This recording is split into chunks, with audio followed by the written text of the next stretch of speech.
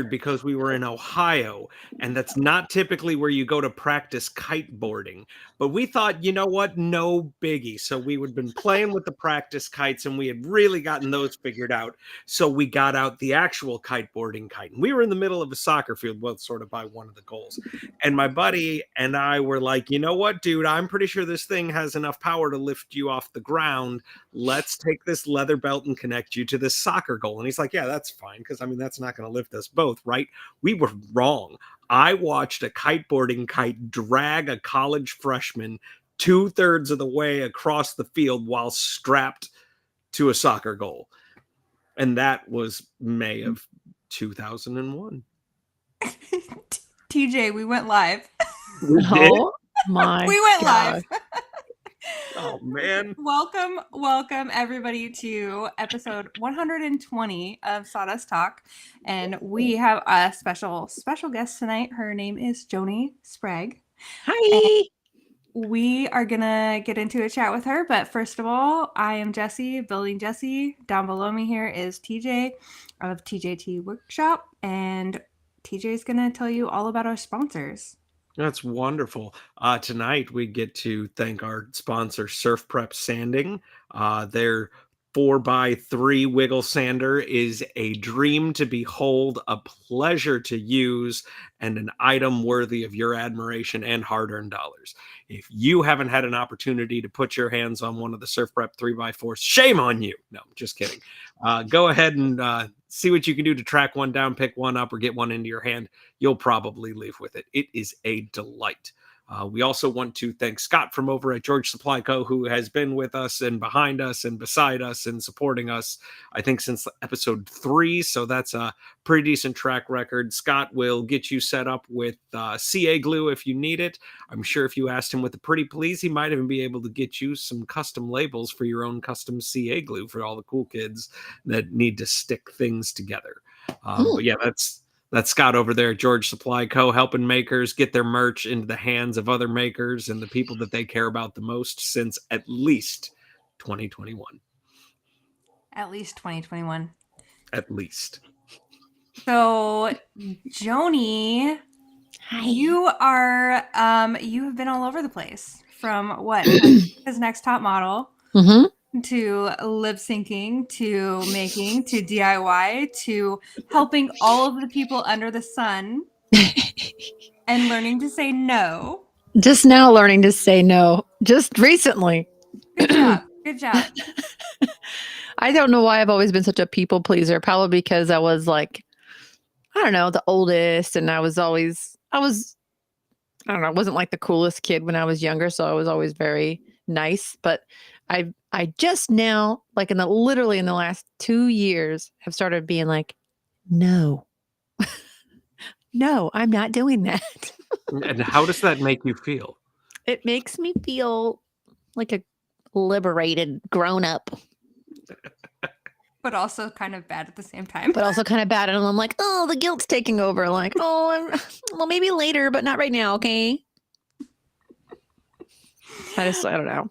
I feel bad because I also grew up really poor. So like the people, like, you know, when you did things for somebody, it was like, oh, don't worry about it. Like, or, it's like, no, there was no money exchanged. It was always like doing something for your neighbor, doing something for your friend, doing something for your grandma. And it was, not a big deal. And now it's like, I don't know. I'm like, if I'm going to drive 30 minutes to come do something, like, no, gotta pay me. Get one of Lizzie's signs and put it up. What's her sign say? Her little pay me bitches. Oh, I'm not familiar, but yes, exactly. Please. I need a little bit of money. Oh my goodness. I don't think there's anything wrong with like the barter system. I mean, yeah. You have like local maker friends. It's like you help me out when I need, I'm in a pinch or something, and I help you out when you're in a pinch. And I think that's great. But yes. You can easily give far too much of yourself and your time when you have money to make. Yes, exactly. Yeah. Like I can't spend all day helping somebody like all the time, but like if it's just here and there, like I'm totally still fine with that. Yeah. But I think the whole like adulthood and responsibilities thing that gets in the way, like mortgages and utilities. Bah. Mortgages. Who needs I'm them? I'm never gonna probably own a house here in California. It's so expensive. I miss I that was boat. out there a little over a year ago, and I was in like North Bay area, Mm. and this little Midwestern boy got his eyes opened as to the Yeah, difference in cost of living and what it's that means, nutty. because it was wild. Gorgeous part of the country, though. I get why people charge that much. You got a lot of pretty Mhm. stuff to look at out there. Oh, And yeah. the fruit trees have fruit on them. That was the thing that really freaked me out. Like, one, okay, so like sequoias are cool and people just like have them in their yard. Okay. Mhm. Like people have giant 200-foot tall trees in their yard. Not Mm. used to that. Mhm. But then also you can just like walk down the street and there's trees growing in the, I call it the in front yard. It's that strip of grass between the sidewalk and the road, right? Or the government grass or the Mhm. easement or whatever you want to call it, the strip. Yeah. But there's trees growing on the sidewalk and they have fruit on them, and it's like eat it fruit, not Yeah. like yuccola fruit. Yeah, And it's that was crazy. wild because Yeah. that's very rare where I live. Yeah. Yeah, you could drive down any major street here and they're plentiful, like oranges, just dozens, and they're just hanging over the fence. You could just go up and grab them. Grapefruits, I mean, limes, lemons, different kinds of lemons, and all like within like reach that you can take. We also have a tree in our yard called a loquat tree, which is kind of like a little teeny tiny, smooth like a nectarine kind of thing, like a seed size. It's very, very mild. Yeah, there's so much. I mean, it's just amazing. And then some people, if they've really gone all out, they've got everything like apples and peaches, and it's really great. Avocados. Do you grow kumquats? Yes, my friend has a kumquat tree. Yeah, and it goes off. Like there are so many kumquats. Sometimes she'll give me like a whole freezer bag full, and I can't eat all of them, so Do you they go to like waste. They're weird. Okay, so kumquats, if you like, what's a good example? If you like sour candy, Yeah. some people love sour candy, then you would like a kumquat because it's just so sour and then it's sweet. So it is good if you like sour. It's just the orange peel part that like really gets me. I'm like, oh, Mhm, it's bitter. mhm. I Yes. got to experience what I think colloquially people call strawberry trees. Do you guys have those in your Oh, neighborhood? I don't know. I'm Okay, not so sure. they grow this. It, it's less hairy than a rambutan, and it's Oh, kind of an aggregate fruit like a raspberry, but it also looks like a strawberry. They are funky, and huh. they kind of look like redwood trees, like they have sort of flaky, Hmm. strippy offy bark. Now I'm But interested. Yeah. it was really unique, and I'd never seen one of those in person before, so I ate one of those, and I didn't get sick, so that was good. But I did had to lift my skinny friend that was with me up into the air to grab a couple off of it. But yeah, that was neat. Oh, And you can Google them up. They're called strawberry trees, and they're okay. pretty hardy in the warmer parts of the Okay. country. Yeah, I've seen those. I didn't know you could eat that. That's neat. Cool. I'm I'll I'm have to try. picturing TJ doing like a dirty dancing moment with his Oh like no, we made the sounds and everything. Yeah, no, he was having the time of his life. Trust me. I love Uh, very good. That's so strange to me though. The fruit trees that people just can take from. Yeah. Because No one cares. if you came around in my neck of the woods out here in the county and you started taking fruit off somebody's tree, they would probably be out there with a shotgun. They'd be like, "No, sir, Oh. get off my property." Oh, wow. Yeah, we have a couple of pawpaw trees around the city of St. Louis.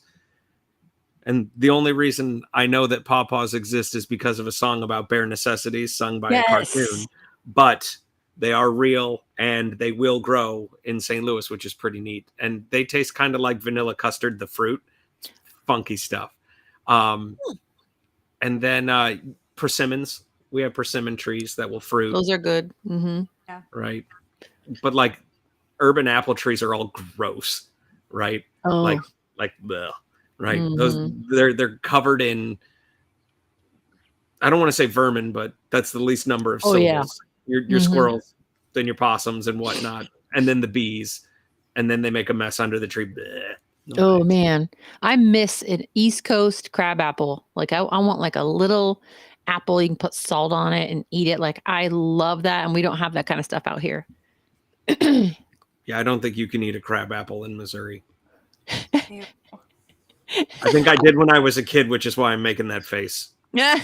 I got bad memories connected to I eating like crab that stuff. apples as a kid. I like sour. I also love rhubarb. Like just eating it, like so good. It's so sour and I love it.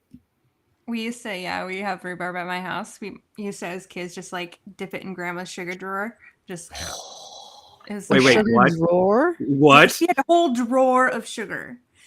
I mean, she baked a lot. She had a restaurant and she baked and cooked all the time. So she had 2 drawers that were like, probably at least 24 wide by 36 deep. And one of them was full of sugar and the other one was full of flour. So Like a we would silverware drawer? no, like bigger than that, deeper than that. Like probably 18. Whoa. Yep, big old drawer. Wow. I didn't know that was a thing. I don't think it is. Your grandma's is. awesome. Yeah. And that same little tiny Rubbermaid scoop. It was like the green one. But it doesn't have a handle. It's just like the scoop with like a little thumb grip thingy on it.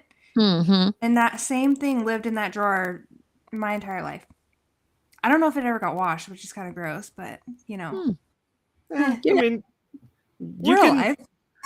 you can nobody died. dehydrate / cure things in sugar. I mean, like, get it? Yeah, it's How fun. gross can it get? Quite, Oh my- but that's still awesome. What are you doing, Jesse? Nothing, just helping in the kitchen. It's not far from the truth, honestly. Have you seen those videos of the little boy, like he's cooking with his grandma, and every time she puts something new in the bowl, he reaches in the bowl, starts eating it. Uh-huh. Like, it doesn't matter what it is, flour, rot, like a raw egg. Yep. And she's like grabbing his hands. It's adorable. I love it. The stick of butter gets me. The Or stick she of butter. puts the butter in, and he's like, straight eats the butter. Oh, Yeah, one of my kids is a butter eater. I'm not going to judge. I think we've all eaten just chunks of butter. But like, so in our house we're so fancy. We have eaten butter and cooking butter, right? So like your cooking butter is like, normally in 4 briquettes in the box, and then your eaten butter is the stuff that like goes on your fancy toasts and your breakfast, and that's like your Kerrygolds and your grass feds and your fancy eaten butter, right? Yes. But like, if I know I'm gonna brown my butter, I'm not gonna brown Kerrygold. Like, I'm sorry, like that's cooking butter's job. I like that. I'm a Kerrygold girl. I love that we've been talking about food for like at least 10 minutes. Yeah, And- these things don't concern me, but we do kind of need to know not only like how you got onto the podcast, but like, how did you get here? Why are you? Why are you? My Yeah, mom and why my are you? dad. No, I was kidding. On their wedding night. No, I was kidding. I have no idea. It was pretty soon thereafter, actually. But no, I didn't know, what I wanted to be when I was in college. I honestly hated it. I switched not careers, but I switched majors many times. I didn't know what I wanted to do. I had things I was good at, but I didn't know if I wanted to do it as a career. And then the modeling thing just kind of happened to me in a weird way. They had come to my town and they did this like model search thing. This was before Top Model, and and I got accepted to like go to New York to this agency and But then like 9/11 happened. This is how long ago this was. 9/11, and they're like, "Oh, New York, you can't go to New York, and if you want to model, like you can come here in a couple months and So I was, working and doing my thing, and I'm then when the modeling thing got serious, I moved back to Pittsburgh. I was living in Ohio at the time. And then I moved back to Pittsburgh, and that's when I auditioned for America's Next Top Model. And that show, as crazy as it was, it just totally changed the trajectory of my life. And it's one of those situations where you have to kind of like just take any opportunity to like really change your life and like go for it, like whatever that may be. And so I went all in and, fully dedicated myself to modeling. But I was older. I was an old model. I was 24. Mhm. So I knew I wasn't going to be able to do it long term. And then when I was living in LA at that point. Then I hung out with a friend who was on the DIY network, and he knew I was always like a handy person. I grew up around handy people. And he was like, I want to make a video of you, just using the saw and kind of building some stuff. And I'm going to show it to the network. And I said, okay. And he showed it, and they had me come in for an audition. And then it got me on like a home improvement show, like on DIY network. And again, it was another door that kind of opened, and I was like, let's go this way. And I got the job, and I fully became obsessed. I really, truly loved it. And I think it was because it was so much like my roots, like, what my parents did and all that. I just felt really comfortable in it. And I loved it. I learned everything I could about contracting, carpentry, just the industry. And I just stayed on that track because I knew that I didn't want to do modeling. It just was kind of like, oh, I'm old and this isn't like something you can do forever.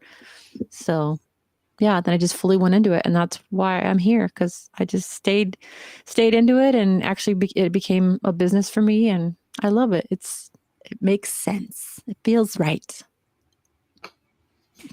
I feel like you found a space where you can really be yourself too. Mm-hmm. And I think that's one thing I really love about your content is that you post whatever you want. You get to be silly, you get to be goofy, you post some stuff that's very serious, and posting for brands and things like that. I mean, that stuff's really cool too, but it is really fun to see like your silly side come out, and like just being Joanie. Thanks. I love that. Thank you. I tell everybody, like, if you can come to my page and crack a smile, even, that's awesome. I just want you to come and be like, this is funny, I like this, or that was enjoyable, swoop, swoop, swoop, and go on about your day. I'd rather you, smile than anything else. I just have a real hard time with social media. Sometimes it's like, like everybody kind of gets burnt out sometimes, and you try to come up with creative things. So I'll take a little time off here and there, but every once in a while I get these like waves of ideas. I'm like, oh, this is funny. I gotta write all this down. And sometimes I'll shoot like 6 reels in one day, and I'll just change my shirt and then just like back them up. And yeah, I love it. So yeah, thanks. That's a good compliment. Aww. TJ, do you have any burning questions? I kind of do. Now that we've heard some stories about your background and the level of comfort you have around cameras and video equipment, do you think that has just sort of led itself to you naturally being comfortable on the image side of the lens as opposed to the camera side of the lens? Totally. Yeah. I think, being in front of the camera for so many years, doing it, being a model, is you are pretty much being an actor. So, you have to become a character, be really comfortable with movement and how you look. And you're always, you just know kind of like which way to turn so you look good, and how to be confident. And then being able to speak on camera became a thing. So I feel very, very comfortable on this side of the camera, and I'm learning more and more every day how to be better on the back side of the camera too, like with editing and techniques and different things like that. Now, I've never fully jumped in and bought like a fancy camera and stuff. Like, I wish I could pull the trigger, but I feel like it's just a whole nother like folder of like stuff to learn. I'm like, I don't know if I want to do that. So I shoot on my phone. That's it. And so as far as like angles and setup and all that stuff, is that mostly organized by you, and you just kind of like tripod and get hectic? Is that how this goes? Yeah. That's literally it. I finally invested though, and I got the little Rode microphones. I was like, look at me, fancy pants. Are those hard to set up, or are they pretty user friendly? I will say, when I first got it, there was no instruction on how to download the app and get it to connect to the app. I had to you needed a computer. So I needed to come in here, download the app on my computer, plug it in and update the frame where whatever it's called, and then I could connect it to my phone. I was like, this is so silly. Why can't you just update it like through your phone? But you couldn't do that. So there was like a couple little hiccups, but it's awesome. It's really great. And it's so good with wind because we get tons of wind here. We're like close to the beach. So around 2:00 every day, like the winds come through. And if I'm shooting, it's just like, you can't even tell. It's awesome. I don't think that using like doing your content from your phone is the worst thing. I mean, we had a great conversation with Sam, DIY Huntress, not I too love long ago. Yeah, and she basically said, she's like, I got into the video making and got that fancy camera and all the fancy programs and stuff, and she's like, I don't do my editing. Like, I hire that out. Like, that was too much, So there's definitely a balance, I think, with content creators where it's like, if you take it to the next level, does it become not fun anymore? So yeah. It's got to be fun. I mean, if I could turn it into more of a business, that would be awesome. I think I probably would hire out, if I was at Sam's level, as far as that goes. I think that'd be smart, because she's putting out some pretty awesome content. But yeah, if for me right now, it's kind of small time, so I'm okay doing it myself. But I am kind of a control freak too, where I'm like, oh man, I gotta say certain things, or brands will be very specific and they'll be like, you have to mention this, and this, So I like to be in control, make sure I'm saying all those things. Yeah. No, I am considering purchasing a remote shutter that will work for my phone, because I've been wondering if it's actually just the act of stopping what I'm doing and going and touching a phone and going back to my workpiece that is preventing me from actually doing stuff, as opposed to just like grabbing something on my apron or my shirt and like clicking and then moving on with my life. I didn't even think about that. That's a great thing to have. I didn't even know that was a thing. I mean, mathematically, like, it has to exist. Totally. Right? Like, yeah, they have those little, but I thought they only had them for like when you attach your cell phone to a tripod or something, and that like, like those little selfie stick ones. I used to have one like that, but I didn't know if there was a different one. That's cool. I wonder, yeah. But yeah, this is, if it doesn't exist, somebody with a 3D printer in our listening audience. Dave, who's also got the photo expertise, find a way to give me a remote shutter button for a cell phone.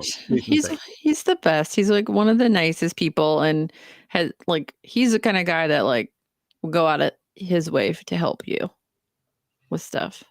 Like he was giving me advice today on like shooting stuff, and I had this really random 3D print thing I had an idea for, and I was like, it kind of looks like a boob.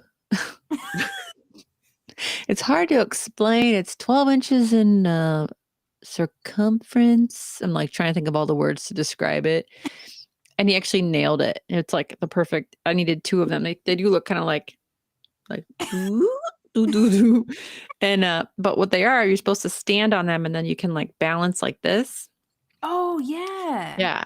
And so he made those for me for like exercise.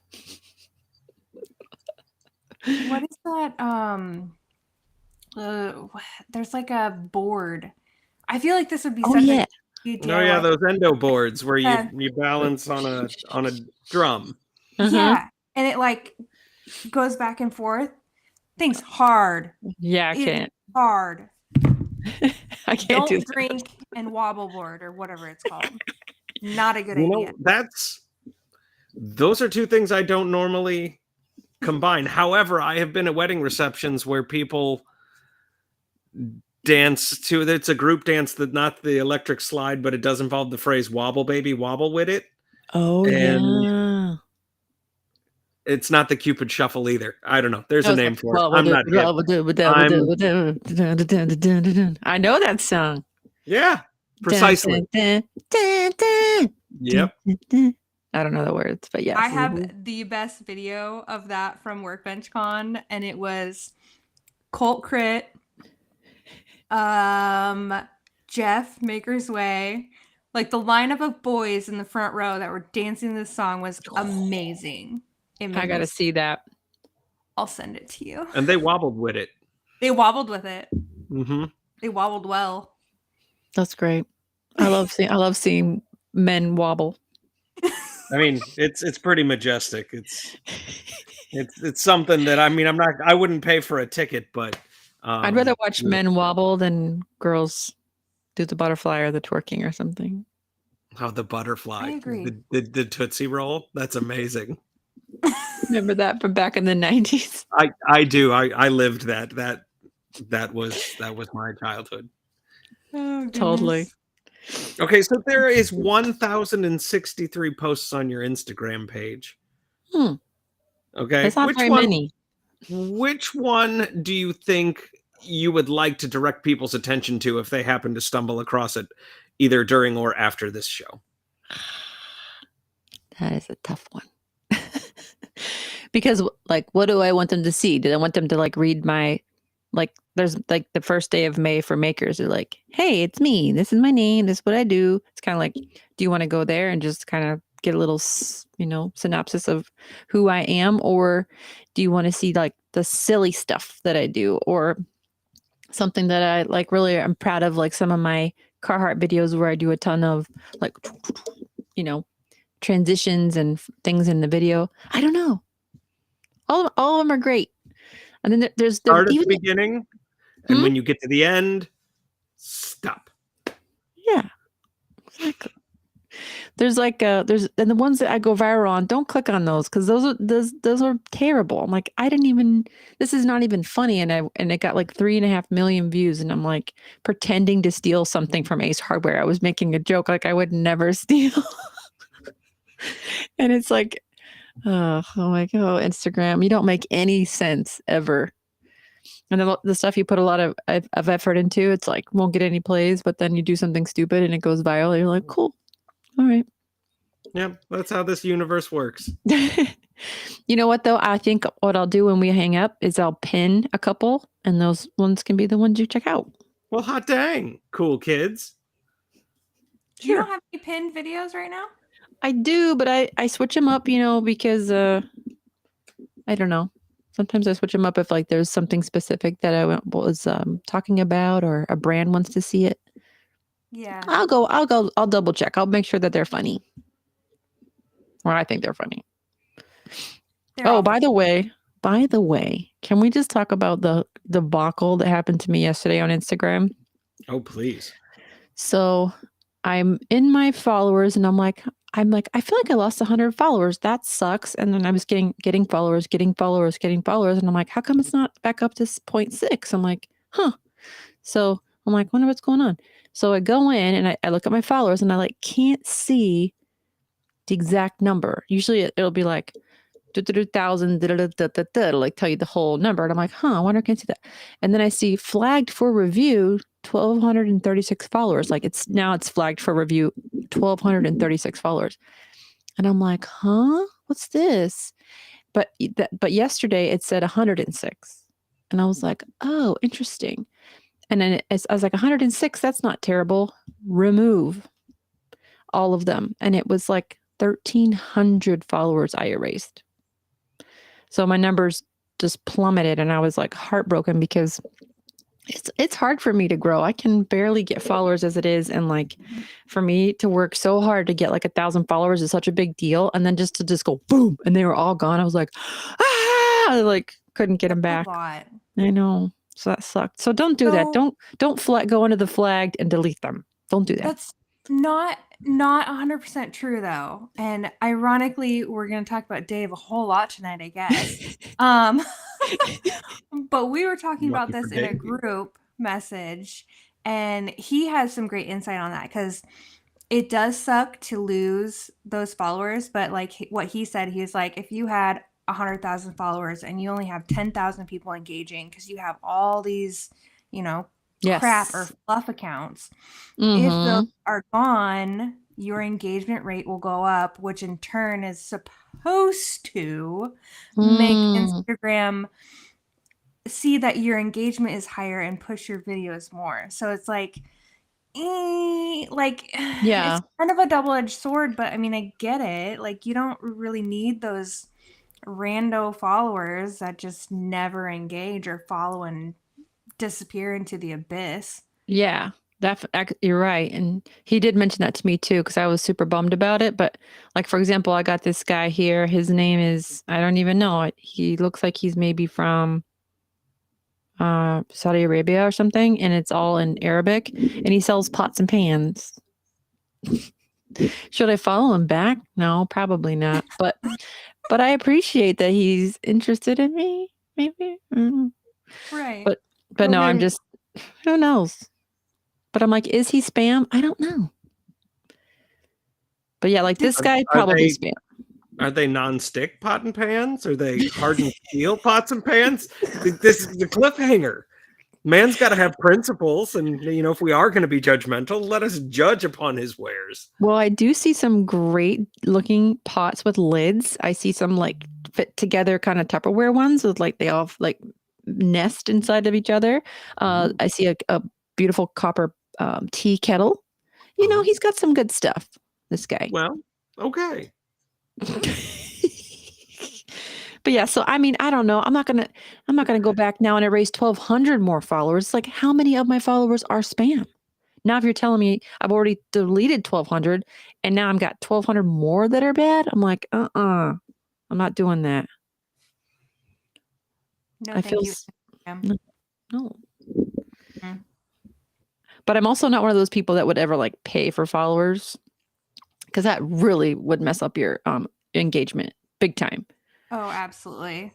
Yeah, so bad. I feel like I've met a person, I'm not going to say who, but they're not a maker per se, but they've got like a ton of followers, and their engagements, like their views are like really low. Like I'm talking like 500,000 followers and they get like 6,000 on their views. I'm like, what's going on here? This seems sus. Sus. As my, oh my child. God. I love the way these kids talk. It's like one of my favorite things. Like I kind of want to start saying stuff. Like my sister, she's younger than me. She's like, yeet it in the dumpster. I'm like, yeet? You mean throw it? I'm like, this is the best word ever, yeet. I definitely pick up on some of this stuff. Like I have a child. Well, I have two children that like to play Fortnite. And just hearing them talking to their friends on their Switches, and they're like, bruh, bro, go over here, and it's like, oh no, that's so sus. And I'm, jeez. I can't keep up, but it's adorable and endearing. But I find myself actually using words sometimes because I hear them all the time. I know. I kind of like some of them. I'm like, these aren't terrible words. They're not. No. I have a nephew who's going through the bruh phase right now. He is prime target. I think he just turned like 14, so like he's ears deep in it. And then my son has recently been doing bro and bruh, like as a word of exhaustion and exasperation. I'm like, I wonder how old the siblings are of the kids in your preschool. Like, that's probably yep. That's where he got it from, I bet. Yep. I don't have any kids, but gosh, they're like, they've got the coolest kind of like, I don't know. They're fun. I think kids are so great. Do you have any animal babies? I do. I have a bulldog mix named Sissy, and she's like 75% English bulldog and 20% American bully, which is kind of like a small pit bull. Yeah. And then a little percentage of like Staffy. So she's a sweet girl, and she's my COVID rescue pup. Yeah. She's got a little underbite. Oh God, I can't take it. I know. I have a problem with English bulldogs. I had a friend bring an English bulldog to my birthday party as a gift to me one year. I loved them so dearly. Oh. And he was like, I brought this dog here for you to wrestle. And I was like, this is the best day of my life. Just to play with for the day? Yeah, like there was a house party and he was like, dude, I brought you an English bulldog. I think what was that dog's name? It wasn't Meatball or Petey, but it was something like that. And I was like, I don't care from now on, this dog's name is Meatball. And I love that. That's great. Yeah, I love dogs. I was at Home Depot today and I just love when people bring their dogs in. I'm one of those people that will like walk up to I'll put them in the shopping cart and I'll go over and I'll be like, can I say hi to your dog? I'm holding like all my stuff. I'm like, hi. You're like, I don't want to talk to you, but can I say hi to your dog? I'm really bad about that. I won't even make eye contact with the owner. I'll just be like, hey, sweet girl. And people are probably like, this person's weird.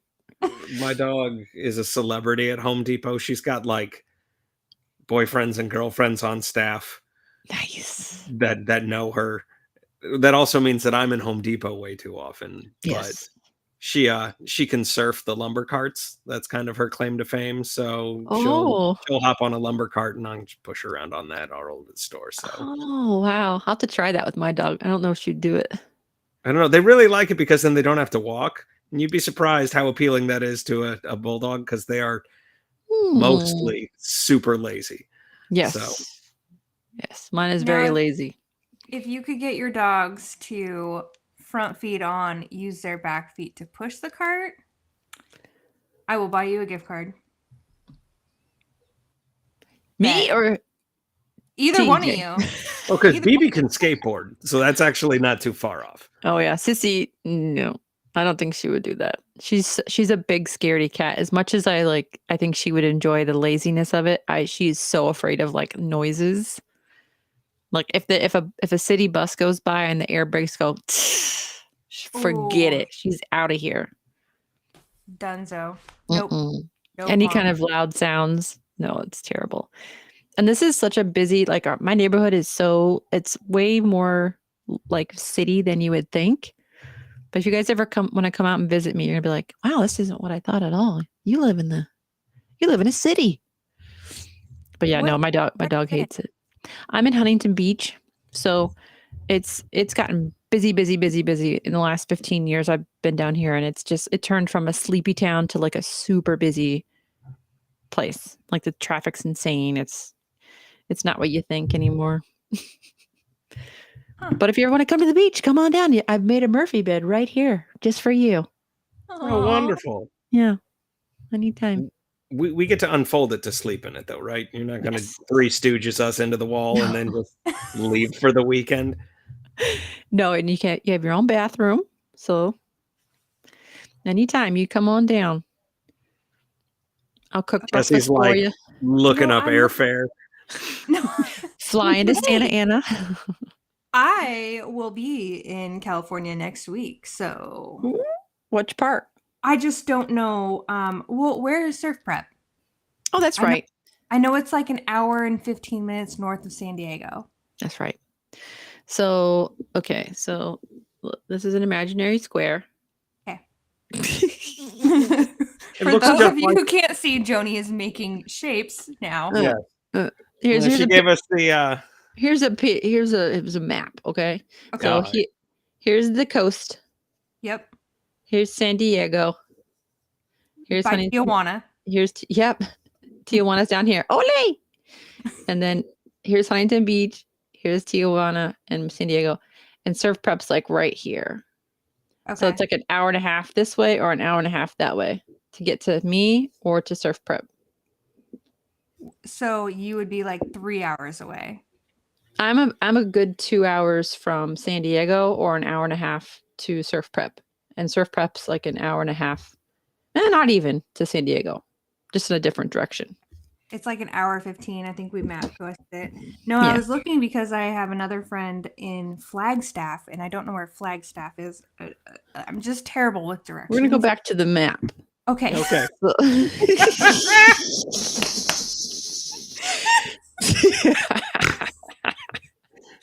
So here's the coast.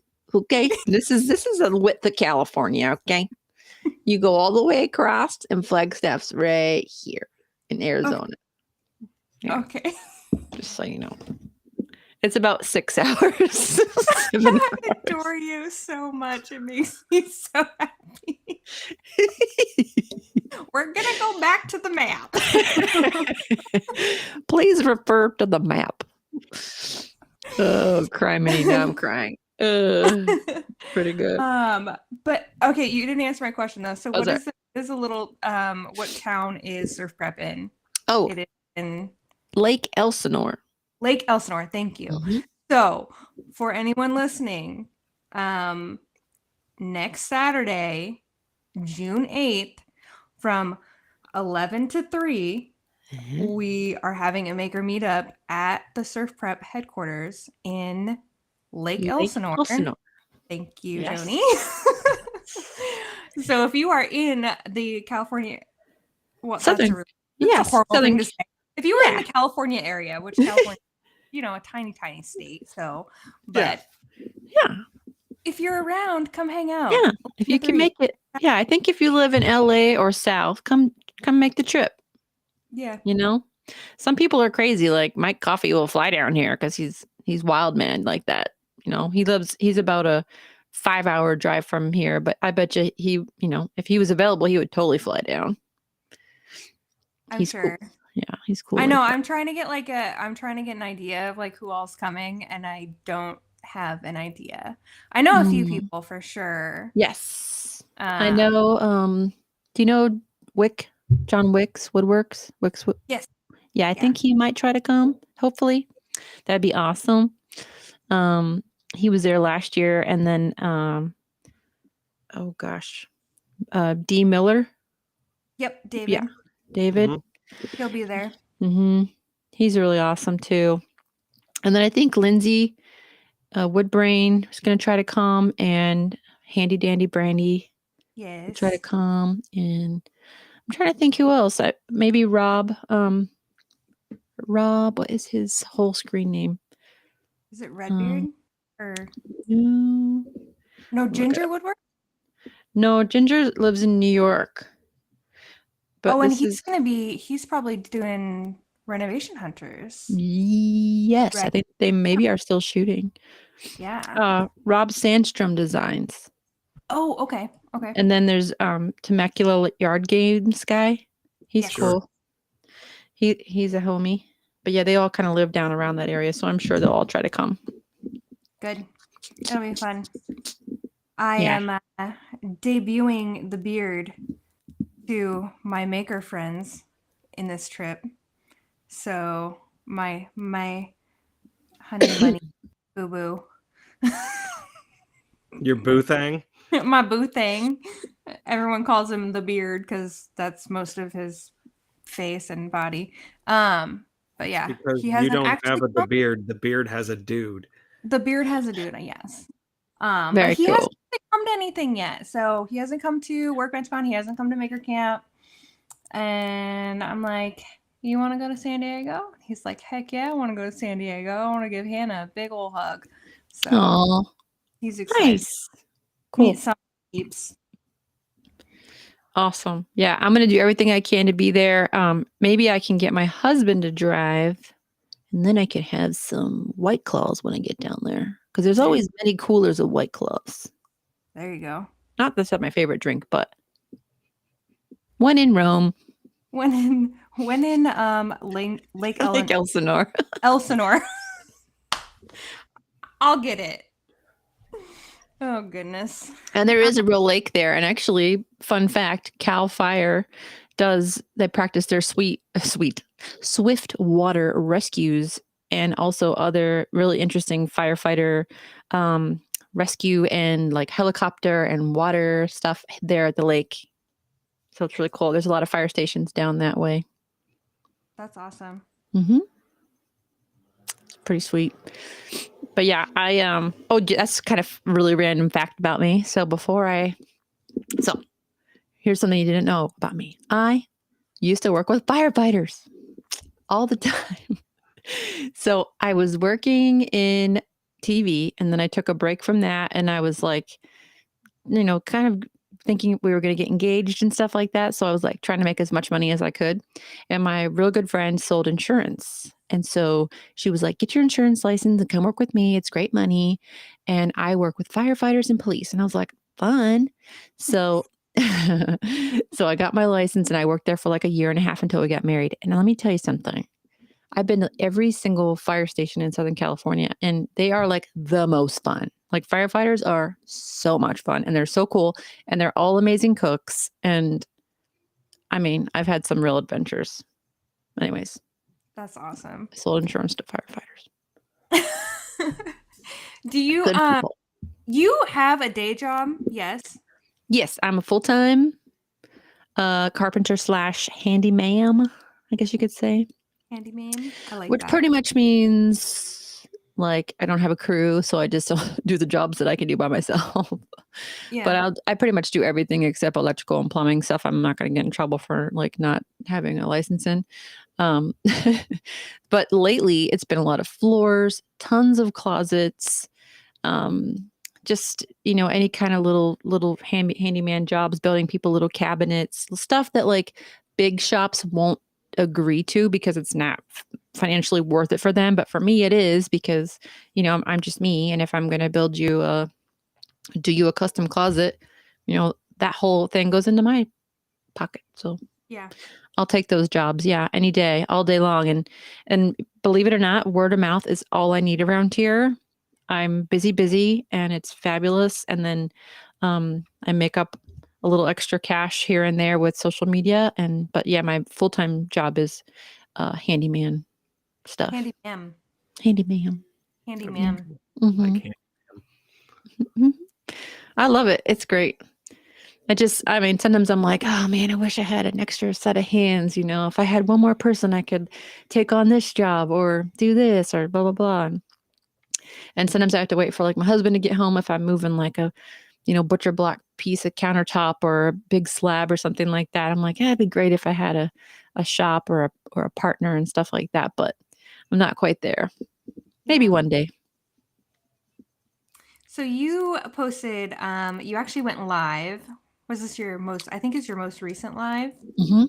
And I also love this about you is because there's definitely people in the maker community who gatekeep certain information. Yes, there are. Yes, ma'am. And you are not one of those that does that. Mm-mm. So, yes. How do you feel? How do you feel about content creation and getting paid for content? Yeah, I mean, the gatekeeping thing is so annoying to me. And I'm real honest with people. I always get people asking me, can you hook me up with Carhartt? I want to meet the Carhartt people because I've been working with them for a long, long time. And if, I am more than happy to say, hey, Gwen, check out Steve or Julie or whoever these people are and just check them out. They're really cool. I love these people. Let them know. Like, come check them out. And sometimes she's just like, we have too many people. So I'm not looking for any new people right now. And I'll be very honest. They're not looking for any new people right now, blah, blah, blah. But if there's a brand that's like, wow, cool. You got it. You got a connection with this person. What's their email? Like, I'm more than happy to be like, I'll look through my business cards, give you the email, or I might have it in my thing and I'll send it right to you because like, everybody is so different and there's plenty to go around. That's the thing with all of this is there really is plenty to go around. And I always felt that way with TV too. Like they are people that gatekeep the TV stuff. Like there only can be like 3 people on TV and it has to be, I'm like, no. There's plenty of stuff to go around. I mean, if you think about it, everybody's so different. So the kind of content that I create is not what you're going to create. It might not be the way you'd swing it or put your own twist on it. And I think, everybody should have an opportunity to, submit their resume, if you will, to a brand and try their hand. Cause you never know who they're going to say yes to. And, yeah, it's only fair, And if you have like a good connection, like why not? Like share. I don't know. Awesome. Yeah. It is nice. It's nice to have people actually like speak on that too. I think the other really big thing that I've seen lately is the lack of brands that are willing to pay creators, especially Mhm. micro creators, I should say Yes. that. But yes, that was another thing that I think you spoke on a little bit. Mm-hmm. Yeah, and there are very few brands out there. I mean, you have to look at like the numbers thing. I talk with my hands a lot. I'm not Italian either. Um, but the smaller you are nowadays, I feel like the brands like that more because your engagement might be a little bit better and you're not. Some people have very inflated ideas like, well, I've got 120,000 followers or 300,000 followers. My reels cost $10,000 or whatever people are charging. Like brands are like, we're not, unless you're like, a big person or something like that, maybe they'll do it. But I guess the smaller the brand, they can do, maybe they want to spend money on 15 micro influencers. And I think that's awesome. So you should definitely be sending your stuff to brands. And I mentioned this in my live and I'll say it here. Make a little commercial for somebody and post it on your Instagram. Be like, you know what? This is a really cool thing. Let me show you some of the features of this Bessie clamp, or whatever it may be. And just tag Bessie, maybe even add them as a collaborator if they like it. And like just do stuff like that, maybe here and there. And just that way, when a brand comes to look at your page, you can maybe pin a couple of those that you've done so they can kind of see what you can do. It's almost like your calling card, if you will. And then you never know. I mean, if I can get 4 brands, not in a month, I mean, that's not realistic, but like for some people it might be, but if you can get like 4 brands in 4 months or something, and they all want to pay you $200, well, that's 600 or $800 you didn't have, right? So it's like, why not? And some of the brands will definitely pay a little bit more. Maybe they'll send you like all of their hand tools, and you're like, sweet, I just got $1,000 worth of stuff. That's worth it to me, Yeah. It's just kind of like a game. You just kind of got to play it and enjoy it, I don't know. Don't stress. Yeah. Well, we are rapidly approaching minute 52 of this podcast, and we do need to cover a couple of current events and do another lap through our sponsors before we get to our final question. In terms of current events, Sawdust Talk has partnered with Makers for St. Jude for a second year in a row, and I get to brag about my mom, who made a beautiful quilt, a stunning quilt that has already raised, we're at $470 last time I checked for St. Jude charities. It's beautiful. It covers a queen size bed with gusto. And if you've ever wanted a handmade, look at that gorgeous thing. That's a picture of it in front of a house. 82 by 82 inches, cool kids. It's stunning. So go bid on that and bid it up and make my mama super happy. But her addition to the website and a couple of donations she has raised has pushed us at just over 25,000 since inception. And that means that we're at about 13,000 for 2024. I'm pretty close there, 13 and change. Wow. Jesse, you can fact check me on that one. I think I got that right. That's great. Have you met me? Jesse doesn't math, but I think that's how that worked. They did about 12 last year, so that means that we're at about 13 and some change this year. But yeah, if you think childhood cancer sucks and that families that have to deal with childhood cancer shouldn't have to pay for very much of what it takes to create high survival rates, go check out St. Jude Children's Charities. They do awesome stuff, and the Makers for St. Jude is people donating their time, their skills, and their goods to helping raise money for about the easiest charity to be excited about. So, yeah, go check them out. We also need to thank Hannah. We already bragged about her a little bit during the show. Hannah's got her co-ed social meetup taking place on the 8th. Is that correct? Mm-hmm. Yeah, so it's a co-ed social get-together for makers and their friends, families, peers, and spouses. If you want to drink a White Claw or other carbonated beverage, that's a really cool place to be doing it on June 8th. So, Hannah, thank you for your support. And for those of you who didn't know, there is a 7-inch drywall sanding ring that's got a foam back on it that should be universal with most random orbiting drywall sanders across brands, and it's going to kick so much ass. I got to see it at Workbench Con. I'm super stoked to try it in my home. Surf Prep. Their abrasives are rough, but the finished product is super smooth. And then one more shout out to Scott over at George Supply Co. If you want to get maker shirts made and you've already got your artwork, and reach out to him at George Supply Co. and he will get you a little microsite set up and will take care of the shipping and the transactions. And yeah, you can move on your way. One less thing, right? Oh, I love that. Yeah. And then I think that brings us at minute 55 and 31 seconds to our final question, which is at the end of every episode, I like to ask our guests to share a motivational thought or a phrase, or I don't know if you've got a poem memorized that you want to share with all of the boys and girls that are listening along. That's wonderful. But each week, I know that we have listeners that may be feeling burnt out, may not be super stoked, or maybe just are a little bit too afraid to go pick up a tool and go get awesome in their workshop. And what would you share to remind people to get in there and get radical? Get radical. Woo! You're bringing back you made me think of Zach Morris all of a sudden. I don't know why. I was like, Zach radical. Well, I guess my quote, I guess, is that kind of like what you'd like me to tell you? Sure. Oh, well, okay. I don't know who said this, but I like it a lot. It says, let me get close. Hey, can you hear me? We can hear you. Yes, ma'am. The victim mindset dilutes the human potential. By not accepting personal responsibility for our circumstances, we greatly reduce our power to change them. So We like that. Yeah. That sounds like Brene Brown.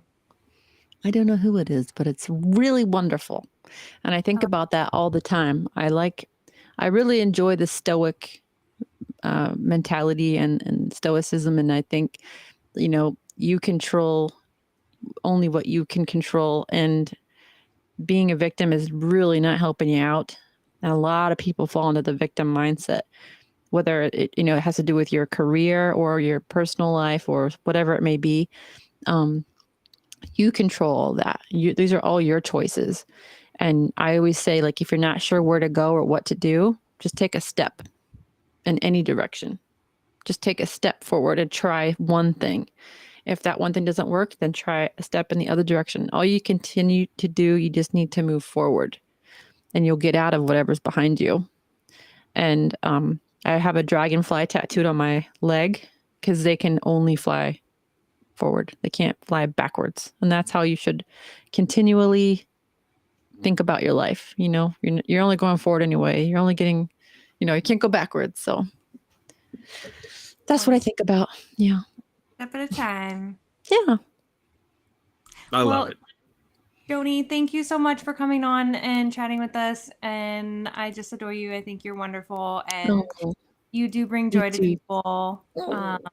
Your page does make, I don't know how anybody can go to your page and not crack a smile or thanks. Be a little bit happier when we appreciate your hour with us. Of course. Yes, this was great. Thank you. Thanks for having me. Maybe we'll see you next week. Yeah, I hope so too. Yes. Thank you guys so much. This was a really fun time. Good. Glad. Thank you. And we will see you guys, TJ. Next week, same bat time, same bat channel. Bye.